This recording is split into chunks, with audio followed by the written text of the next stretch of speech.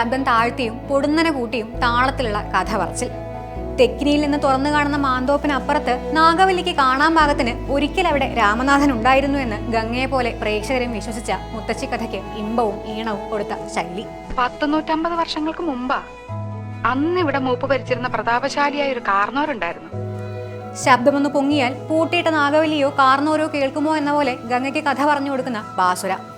ബഷീറിന്റെ പ്രേമം കലർന്ന നാരായണീ വിളികൾക്ക് എന്തോ എന്ന രണ്ടക്ഷരം മാത്രം വെച്ച് തിരിച്ച് പ്രണയം പറയുന്ന മാന്ത്രിക ശബ്ദം. എന്നെ മാത്രം സ്നേഹിക്കുവോ? എന്താ നാരായണി ഇത്ര സംശയം? ഇവിടെ എന്നേക്കാൾ സുന്ദരിമാരുണ്ട്. ഞാൻ വലിയ സുന്ദരിയൊന്നും അല്ല.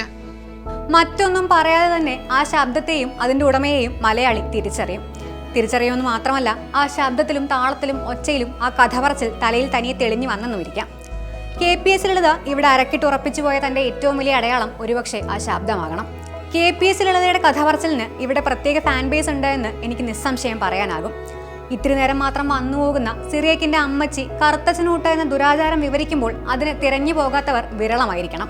എടാ, അവള് കാളിയന്തലക്കിഴക്കയിലെയാ കറുത്തച്ഛനൂട്ടുന്നവർ. ഉറുമിയിൽ വാസ്കോയുടെ കപ്പൽ വന്നു നിൽക്കുന്ന ആ തീരത്തേക്ക്, ആ കാലത്തേക്ക് അങ്ങനെ ഒരു കേളുവിന്റെയും കഥയുടെയും വാതിൽ തുറന്ന് ആ കഥയിലേക്ക് വലിച്ചിടുന്നതും ആ ശബ്ദമാണ്, ആ കലാകാരിയാണ്. 1498 ആഫ്രിക്കൻ മുനമ്പ് ചുറ്റി ഇന്ത്യയിലേക്കുള്ള വഴി കണ്ടെത്തുക അത്യന്തം സാഹസ്യമായിരുന്ന കാലത്ത് ചെറുപ്പക്കാരനായ വാസ്കോ. അങ്ങനെ എത്രയെത്ര കഥകൾ, കേട്ട് മതിവരാത്ത, പറയാൻ ബാക്കിയായ എത്രയെത്ര.